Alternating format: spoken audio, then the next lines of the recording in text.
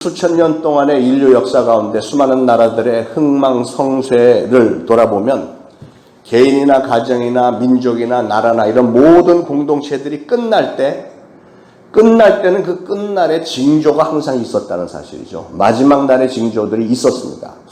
이것을 가리켜 우리 옛 어른들은 망할 징조, 줄여서 망조라고 했는데, 그래서 저도 오늘 줄여서 망조라고 좀 계속 하겠습니다. 이런 망조들이 보였을 때 나라나 가정이나 개인이나 어이구 이러다 큰일 나겠구나 하고 정신을 바짝 차렸더라면 망하지 않았을 텐데, 그런 망조를 보고도 정신들을 차리지 않았기 때문에 그 과거 역사 속에서 수많은 가정들, 나라들 전부 다 망했습니다. 이스라엘과 유다가 망하기 전에도 망조가 계속해서 있었습니다. 그리스가 망하기 전에도 망조가 있었고, 로마가 망하기 전에도 망조들이 있었고, 바벨론이 망하기 전에도 망조가 있었고, 우리나라 역사를 보면 백조가 망할 때도 망조가 있었고, 이시의 조선이 망할 때도 망조가 있었고, 일본이 망할 때도 망조가 있었습니다. 너무 명백했습니다. 그런데 이런 모든 나라들의 공통점은 그들은 그런 망조를 보면서도 정신을 차리지 않고 있다가 망한 겁니다. 그런데 오늘 우리에게 아주 심각한 문제는 오늘 우리나라의 그런 망조들이 너무나도 분명하게 보이고 있다는 사실이죠. 정치, 경제, 부동산 문제, 일자리 문제, 노사 분규, 경찰, 검찰, 법조계, 게다가 코로나 바이러스까지 합세했고, 또 현재지변이 그 어느 때보다도 심합니다. 장마, 홍수, 태풍, 이런 것도 문제가 되지만 훨씬 더 문제가 되는 것은 사람들의 의식 구조에 망조가 들었어요. 사람들의 생각이, 사고방식에 엄청나게 심각한 망조가 들어있습니다. 그 중에 대표적인 것은 동성결혼을 정상적인 것이라고 인정했다고 주장하면서 이거를 반대하는 사람들, 특히 우리 기독교인들을 혐오 집단으로 아주 몰아붙이고 언론들까지 합세를 해갖고, 그래서 결국은 차별금지법을 통과시키기 위해서 전부 동원해서 기독교 교회에다가 공격을 해대고 있습니다. 그런 물밀 작업을 지금 아주 집요하게 하고 있는 겁니다. 이런 모든 일들이 결국은 나라가 망해가는 망조입니다. 역사 속에서 다 증명이 된 사건들입니다.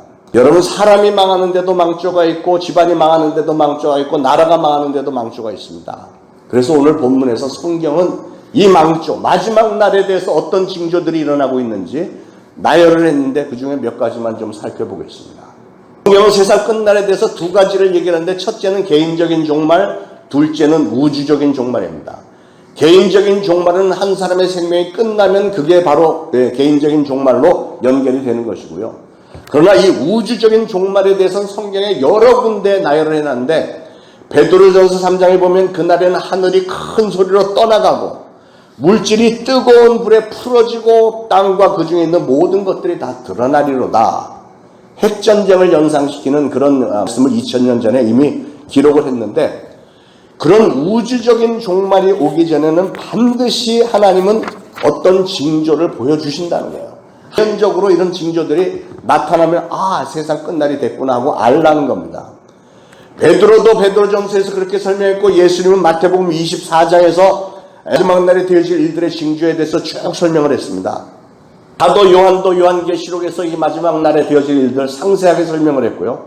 사도 바울도 오늘 본문에서 그 망조를 설명을 했습니다. 그래서 오늘은 사도 바울이 했던 그 내용 중에서 마지막 날의 징조에 대해서 우리가 반드시 좀 경각심을 가져야 되겠다는 부분 좀 여러분에게 전달을 하려고 합니다. 자, 그러면 하나님은 왜 우리에게 이런 마지막 날의 징조에 대한 예언들을 주셨을까? 첫째로는 그날이 왔을 때 미혹을 당하거나 당황하지 말라고 미리 알려주신 겁니다. 그날에 아무것도 모르고 있다가 미혹을 당해갖고 이단에 빠지거나 아니면 당황을 해갖고 해야 할 일을 하지 못하고 일방장하는 일이 없도록 하기 위해서 관문을 통과를 하지 못해서 천국에 가야 할 백성들이 오히려 지옥 유황 불못에 떨어지는 일들은 없어야 하겠기에 우리 하나님은 미리 알려주신 것이죠. 그리고 두 번째로는 준비하라는 겁니다. 준비하라. 예수님은 마태복음 24장에서 무화과 나뭇잎이 푸르면 여름이 가까운 줄 알라, 이렇게 말씀하셨죠. 해산할 여인은 배가 이렇게 잔뜩 불러오면 이제 점점 불러오는 것을 보고 뭐를 준비해야 되죠? 아기가 태어날 날을 준비를 해야 되는 거예요. 기저귀도 준비하고 미역도 준비하고 아기 목욕통도 준비하고 이런 걸 해야 됩니다. 근데 세상의 마지막 날에 대해서도 징조가 있어서 이런 징조를 보면서 이게 그날이 가까웠구나. 이래서는 안 되겠구나. 기도 더 열심히 해야지. 성경 말씀을 더 읽고 내가 이해를 하고 믿어야지. 경건하게 살아야지. 이런 준비를 하라는 겁니다. 오늘 이 말씀을 여러분이 들으면서도 준비를 하지 않는다면 예수님이 재림하시는 그날에 과연 어떤 일이 벌어지게 될까요? 부적같이 갑자기 임하시는 그 주님을 전혀 무방비 상태에서 맞이하게 될 것이고, 자칫 잘못하면 그 심판의 날에 양과 염소를 가르칠 때 양쪽에 섞여야 되는데 나는 양인 줄 아는데 염소로 분리되는 일은 혹시 생기지 않을까? 우리는 그런 염도 있어야만 됩니다. 하나님은 왜 이런 망조를 미리 예언해 주셨을까? 세 번째는 우리가 마땅히 해야 할 일을 하라는 겁니다. 스피노자는 말하기를 내일 지구의 종말이 온다 할지라도 나는 오늘 사과나무를 심겠노라. 말은 굉장히 멋있었는데 성경에는 사과나무 심으라는 얘기는 전혀 없습니다. 마지막 날에 무슨 사과나무를 심습니까? 예수님은 마지막 날의 징조에 대해서 마태복음 24장에 설명을 하고 나서 그 다음에 곧바로 마태복음 25장에 가서 10처녀의 비유와 달란트의 비유를 주셨습니다. 5처녀들처럼 기름과 등불을 준비하고 기다리는 것이고요. 5달란트, 2달란트 받았던 종들처럼 그인이 다시 오신다고 했으니까 언제 어떻게 오실지는 분명히는 알지 못하지만 분명히 오실 거라고 하는 그 경각심을 갖고 그것을 최선을 다해서 해야 할 일을 하면서 감당하면서 준비하면서 기다리기 때문에 실제로 주인이 돌아왔을 때 5달란트와 2달란트 받았던 종들은 칭찬을 들었고 상급을 받았습니다. 우리에게도 이런 마지막 날의 경고에 대해서 미리 예언을 주시는 이유는 우리도 말씀을 듣고 반반의 준비를 갖추고 우리가 오늘 해야 할 일을 하면서 기다리라는 것입니다. 조만간 예수님이 불쑥 오셔서 저나 여러분에게도 내가 그동안 해온 일을 점검을 하실 텐데 여러분은 과연 무엇을 보여드릴 수 있을까요?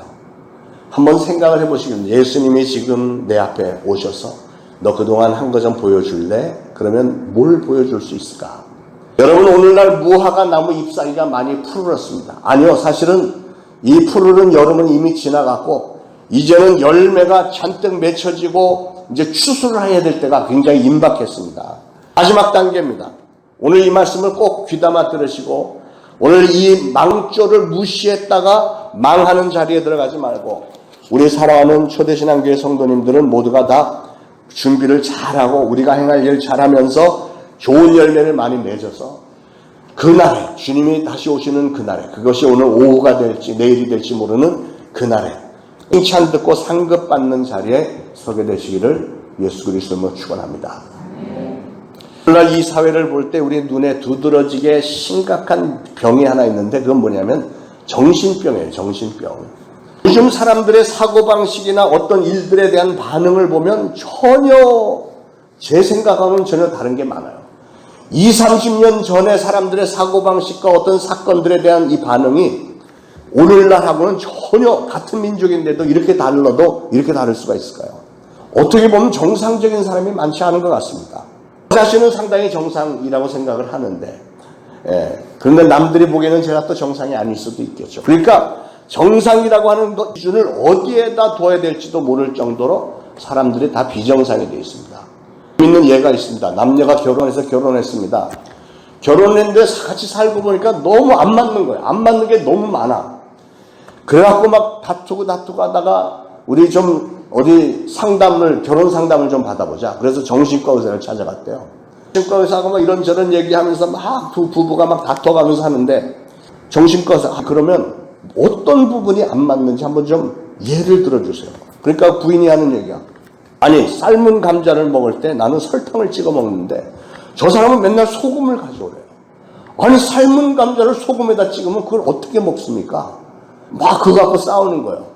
몇 번 예약을 잡고 컴퓨터에 앉아갖고 의사가 이걸 다 정리를 하면서 그냥 혼잣말을 합니다. 참 이상한 사람들이네. 삶은 감자를 설탕에 찍어 먹느니 뭐 소금에 찍어 먹으면 그걸 갖고 싸워. 아니 삶은 감자는 고추장을 찍어 먹어야 되는 거지. 정신 나간 사람들이네. 제가 보기에는 이 정신과 의사도 정신 나간 사람이에요. 삶은 감자는 김치에다 싸 먹어야지. 오늘날 사람들은 육체적인 고통보다는 정신적인 고통 때문에 더 많이 허덕이고 있는 것 같아요. 근데 도대체 무엇이 우리를 그렇게 만들고 있는가? 우리 인간들의 내면 세계를 곰곰이 묵상을 해보니까 사람들마다 정말 그 가슴 속에 깊은 고독과 슬픔과 오랜 세월 동안에 맺힌 한들이 조금씩 다 있는 것 같아요. 왜 그렇게 되었을까? 근데 왜 그렇게 됐냐면 그 결론은 딱 하나예요. 하나님을 멀리했기 때문에 그렇습니다. 창조주 하나님을 멀리했기 때문에 이런 현상들이 일어나는 거예요. 설명을 들어보세요. 오늘 디모데후서 3장에는 말세에 고통하는 때가 이를 것이다 이렇게 말씀하면서 그 사람들이 고통하게 될 이 사회가 어떻게 변하게 될 것을 쭉 나열했잖아요. 1절부터 5절까지. 근데 이 말씀을 묵상을 해볼 때 깨달아지는 사실은 하나님을 떠나서 인간적인 판단과 인간적인 무슨 체험과 지식과 이런 인본주의로 사는 모든 사람들에게 피할 수 없이 다가오는 것은 바로 정신적인 그 갈증과 마음의 고통이라는 거예요. 그렇게 될 수밖에 없는 겁니다.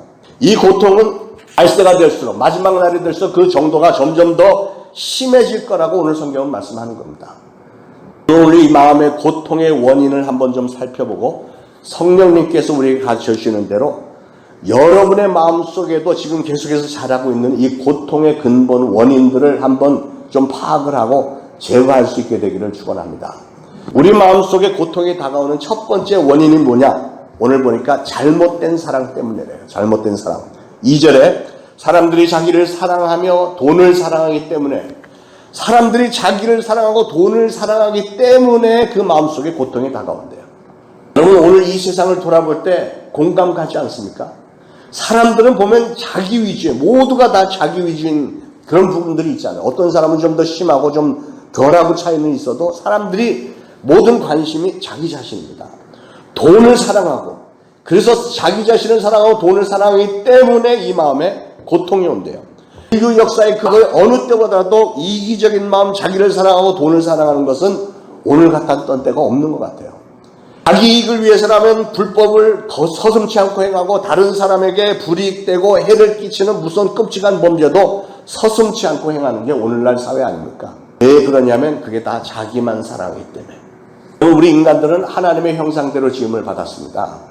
그렇기 때문에 우리 삶의 내용이 하나님의 뜻과 일치되지 않으면 우리에게 아무리 커다란 부귀 영화가 있다고 할지라도 우리에게는 절대로 기쁨과 평안 이런 것은 없습니다.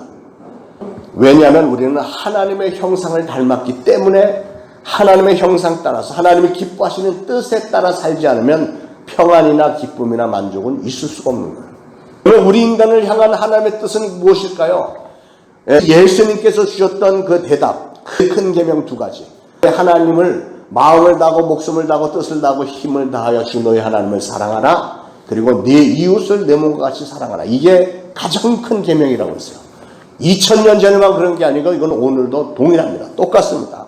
그런데 인간이 하나님을 가장 사랑하고 하나님만을 모셔야 되는 우리 이 마음속에 하나님을 사랑하는 마음보다는 나 자신을 더 사랑하고 내 몸을 더 사랑하는 마음으로 가득 채워놓았으니 그러니 우리 인간이 우리 하나님의 창조의 섭리대로 되어 있지 않은 상태이기 때문에 영적으로 정신적으로 하나님의 창조의 섭리에서 벗어난 상태이기 때문에 불협화음이나 부작용이 일어나고 마음에 고통이 있는 것은 너무나도 당연한 일 아니겠습니까? 자, 그러면 어떻게 해야 우리 마음속에서 이 고통들이 사라지게 될 수 있을까? 오늘 본문에 나열된 이런 잡다한 것들을 어떻게 하면 다 물리칠 수 있을까? 논리적으로 생각하면 간단하잖아요. 이 원인은 이미 제가 말씀드렸으니까 그렇다면 나를 사랑하는 마음, 돈을 사랑하는 마음을 좀 제쳐놓고 하나님을 모시고 하나님을 사랑하고 하나님 위주로 살아야 되겠다. 이런 생각이 들지 않으세요?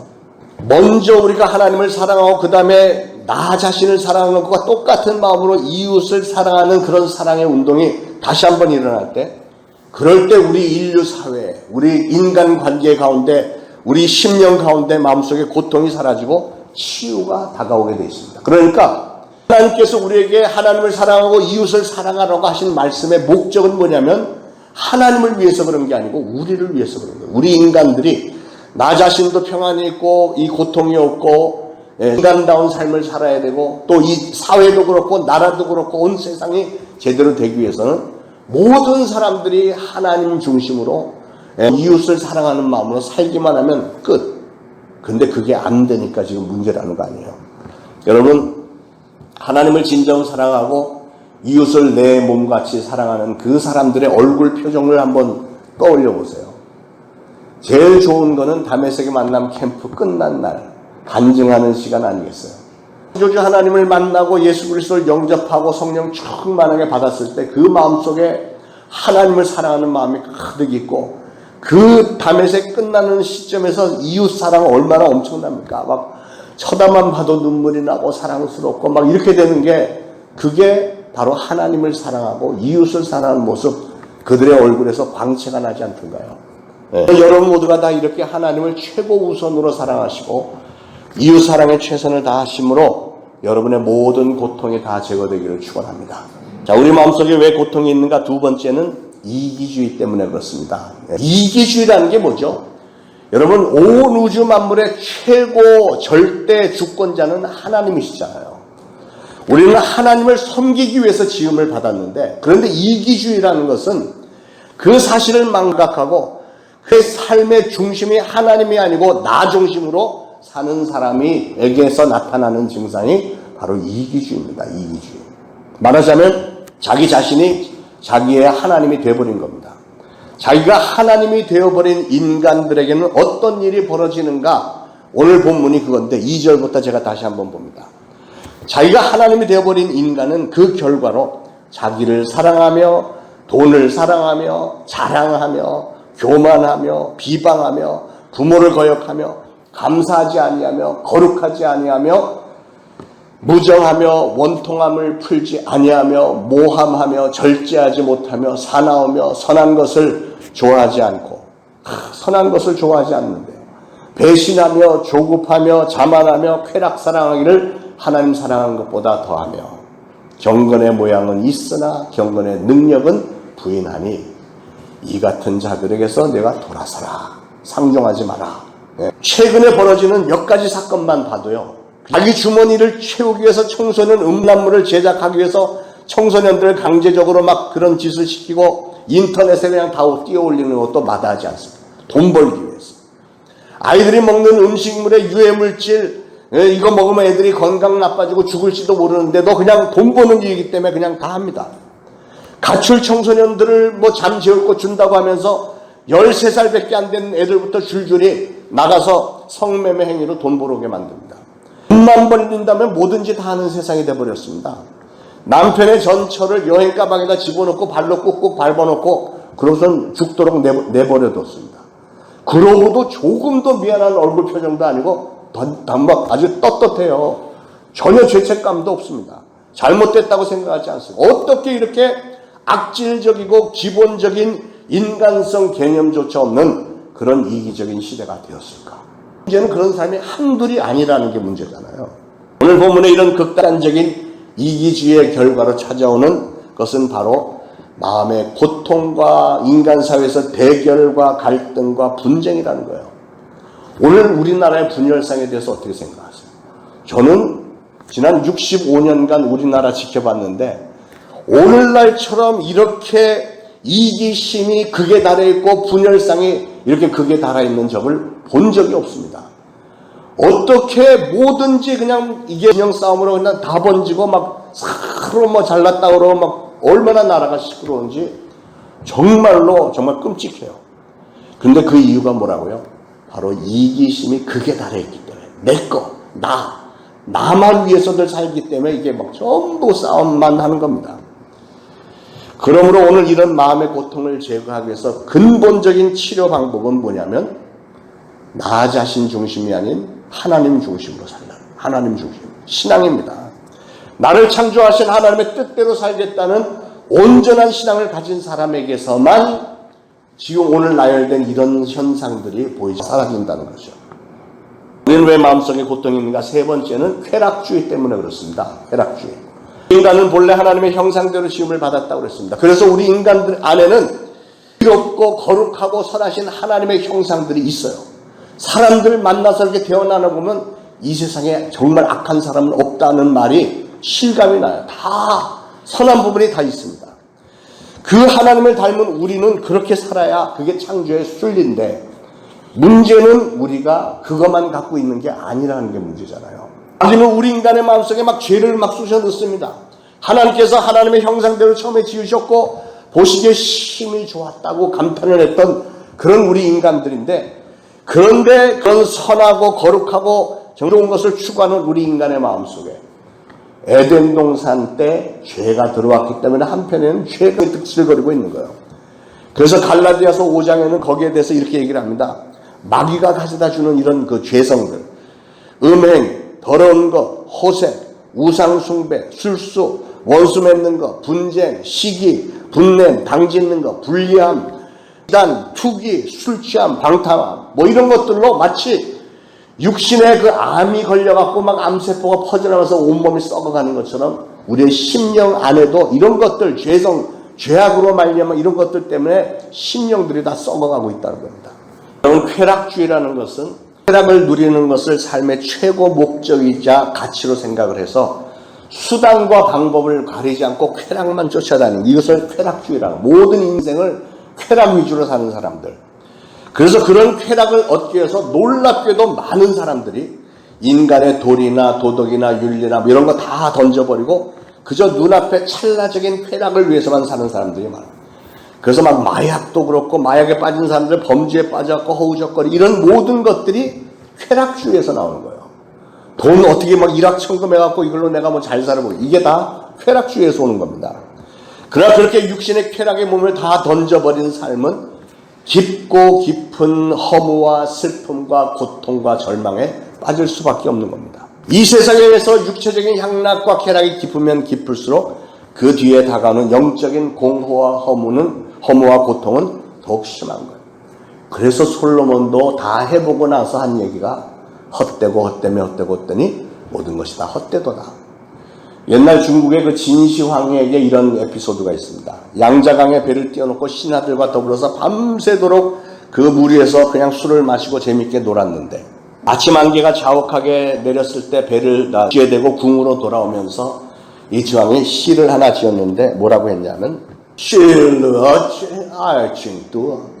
실러치는 뭐냐면 한국식 발음으로는 히라크, 실러치, 정다, 아이칭뚜, 애정다. 그러니까 희락이 극에 달하니까 애는 큰 거, 슬픈 애정, 슬픈 마음이 많다. 밤새 재미있게 놀고 나니까 아침에 오는 이 막 절망감, 회의감, 이런 것이 크다, 그 얘기예요. 여러분, 인간 세상의 희락과 향락이라는 것은 반드시 그 뒤에 참담한 슬픔과 고통이 따르게 마련인데, 솔로몬이 깨달았던 그것을 이 진시황도 깨달았다는 거예요. 오늘날 신앙을 다 던져버리고 향락을 얻기 위해 정신없이 질주하는 사람들의 결과가 뭘까요? 수많은 가정들이 파괴되고 마약과 범죄에 빠져서 수많은 사람들이 마치 뱀과 전갈에 물린 것처럼 고통과 슬픔 가지고 지내는 사람들이 얼마나 많습니까? 여러분, 하나님의 형상대로 지음을 받은 우리가 하나님의 형상답게 살지 않는다면 개인적으로도 사회적으로도 국가적으로도 고통이 있을 수밖에 없다는 사실을 꼭 아시길 바랍니다. 우리는 물론 완벽하게 의로울 수는 없는 존재들이죠. 그러나 우리는 그렇게 살려고 매일매일 노력을 해야 됩니다. 그래서 신앙이 필요한 거잖아요. 끝없이 노력을 해야 됩니다. 잠깐 섰는가 하면 또 엉터리에 넘어져 있고 이런 게 우리 인간이잖아요. 끝없이 노력해야만 이런 모든 고통스러운 일들이 사라지게 되어 있는 거예요. 어떤 사람은 이런 반문을 합니다. 목사님, 저는 신앙생활을 열심히 하는데 왜 저의 삶에는 아직도 이런 어려움이 있고 제 마음속에는 이렇게 견디기 어려운 고통들이 있습니까? 그래서 왜 우리 마음속에 그런 고통이 있는가? 네 번째 이유는 형식적인 신앙생활, 형식적인 종교생활이 그렇게 만듭니다. 여러분, 형식적인 종교는 우리 마음속에 오히려 더 큰 고통을 줍니다. 인간은 하나님이 없이는 온전히 살 수 없도록 만들어져 있죠. 우리는 하나님의 형상대로 지음을 받았기 때문에 우리 속에 하나님의 영, 성령이 들어오기 전에는 우리 안에는 진짜 쓸만한 내용물이 없는 거예요. 내용물이 없는 껍데기 인생들을 사람들은 살고 있습니다. 삶의 의미도 모르고 가치도 모르고 목적의식이나 방향의식이 없습니다. 그렇기 때문에 우리 인간은 자라서 이제 철이 들기 시작하면서 뭔가가 막 갈증이 있고 메마름이 있기 때문에 공허감 때문에 몸부림을 치고 뭘 성취해보려고 애를 쓰고 하는 게 이 속이 텅텅 비었기 때문에 그런 거예요. 그런데 성경은 사람을 가리켜서 톡이 그릇이라고 또 말을 합니다. 그릇은 뭡니까? 그릇이라고 하는 것은 비어있는 이 그릇 속에 밥을 담든지 국을 담든지 뭔가를 담아야만 이 그릇의 존재 목적이 달성이 되는 거예요. 사람은 그릇인데, 그런데 우리 사람이라고 하는 그릇이 특이한 점은 우리의 그릇 안에는 예수 그리스도를 구주로 영접하고 하나님의 영이신 성령이 들어와서 거할 때라야 비로소 인간은 빈 껍데기가 아닌 하나님께서 원래 에덴 동산에서 아담을 만드시고 생기를 불어넣으시니 그가 생명이 되었더라 했던 것처럼 그렇게 온전한 인간이 될 수 있는 거예요. 예수 그리스도를 영접하고 하나님 불어넣으신 그 생기, 동일한 그 하나님의 영, 성령이 내 안에 들어오셔야만 나에게 진정한 만족과 평안이 있는 겁니다. 할렐루야. 그렇기 때문에 아무리 종교를 가지고 있고 아무리 경건해 보이는 예배의식을 치른다 할지라도 그 종교의 행위와 의식 속에서 하나님을 만나는 체험이 없다면 그건 아무 의미도 없고 아무 도움도 안 되는 거예요. 그러니까 아까 저에게 질문했던 그분, 신앙생활을 열심히 했는데 왜 저에게는 아직도 이렇게 어려움이 있고 견딜 수 없는 그 갈등과 번민과 고민이 있습니까? 이렇게 질문했던 그분에게 줄 수 있는 대답은 혹시 열심히 하긴 했는데 종교생활만 열심히 하진 않았나요? 구체적으로는 예수님을 영접하지 않았고 성령이 그 안에 들어와 계시지 않기 때문에 그런 사상이 벌어지는 것 아니겠느냐 하는 거죠. 유럽에는 웅장하고 아름다운 교회들이 많이 있습니다. 그런데 그 교회들이 다 텅텅 비어있고 오늘날은 그 교회들을 다 이제 많이들 팔려갖고 뭐 그 나이트 클럽, 술집, 뭐 유흥, 뭐 이런 업소로 다 변해가고 있다지 않습니까? 얼마나 슬픈 일입니까? 그 건축해놓은 거 보면 어마어마해요. 정말 지금 그렇게 지으려면 몇 천억을 들여도 그만큼 못 지을 것 같은데 왜 그런 일이 벌어졌는가? 유럽 교회들이 그 교회 안에서 예수님의 이름이 선포되지 않고 성령님을 환영하지도 않았고요. 그들은 세상의 철학이나 논하고 뭐 복음도 그냥 사회복음 그러니까 이런 것만 찾다가 성령님이 전혀 계실 수 없는 빈 껍데기가 되고 만 겁니다. 그러니까 경건의 능력이라고 하는 것은 전혀 없는, 경건의 모양은 있으나 경건의 능력은 없는 그런 형식적인 종교센터가 돼버리고 만 겁니다. 사랑하는 여러분, 우리 초대신앙교회는 그럴 대로 그렇게 돼서는 안 되겠습니다. 우리 교회가 항상 성령 충만한 가 되어지기를 소원합니다. 경건의 모양만 가진 게 아니라 생명이 있는 경건의 능력이 나타나는 그런 교회가 되기를 원합니다. 예수 그리스도께서 우리의 총대장이 되어주시고 우리의 이 그릇 속에는 항상 성령이 충만해서 힘과 능력과 열정이 넘쳐나고요. 또 성령의 은사들이 막 나타나고 방언의 능력들도 좀 받으시고 체험하고 막 병도 심을 받고 귀신들이 쫓겨나가는 이런 놀라운 성령의 역사가 나타나는 그런 성경 역사의 현장이 되어지기를 소원합니다. 영적 체험이 없는 형식과 의식의 종교로 일주일에 그저 한 번 정도 이렇게 교회 나와서 인사나 하고 찬송 좀 부를 때 입 뻥긋뻥긋하고 뭐 설교 들을 때도 무슨 얘기는 모르지만 그냥 듣는 척하고 이렇게 멍하니 이렇게 예, 그렇게 하다가 돌아가는 그런 게 바로 종교적인 그 행위일 뿐이고 그런 것은 오히려 종교적인 멍해가 되는 거고 고통만 가져다 주는 거예요. 여러분, 우리 인간의 마음은 빈집과도 같습니다. 빈집과도 같은 이 안에 누구를 모시느냐에 따라서 우리의 인생이 달라지는 거예요. 예수 그리스도를 주님으로 모시고 우리가 성령님이 들어와 계신다면 이 빈집이 천국이 이루어지게 되겠지만 이곳에 잘못된 사랑, 오늘 주신 말씀 요약한 대로 잘못된 사랑이 들어오고 잘못된 이기주의가 들어와서 자리를 잡고 쾌락주의가 들어오고 잘못된 형식적인 종교가 들어와서 앉으면 이 마음속에는 고통밖에 없습니다. 여러분, 성령 받지 않고 신앙생활하는 거 참 쉽지 않아요. 다 해봤죠. 그냥 신앙이 있는 척은 해야 되겠고 뭐 사람들에게도 존중을 받으면 신앙이 있는 것 같이 행동을 해야 되는데 그런데 그렇게 하려니까 이게 보통 힘든 게 아니잖아요. 얼마나 힘듭니까? 여러분, 우리의 마음이라고 하는 게 얼마나 중요한 거지 말로 다 표현할 수가 없습니다. 잠언 4장 23절에 무릇 지킬 만한 것보다 더욱 내 마음을 지키라. 생명의 근원이 이에서 남이니라. 이런 말씀이 있어요. 우리의 마음을 지키라는 것은 무슨 뜻일까요? 우리의 마음을 지키라는 것은 우리의 마음에 있어야 될 것은 꽉 붙들고 있어야 되고 있어서는 안 될 것을 다 청소해서 내버리라는 거잖아요.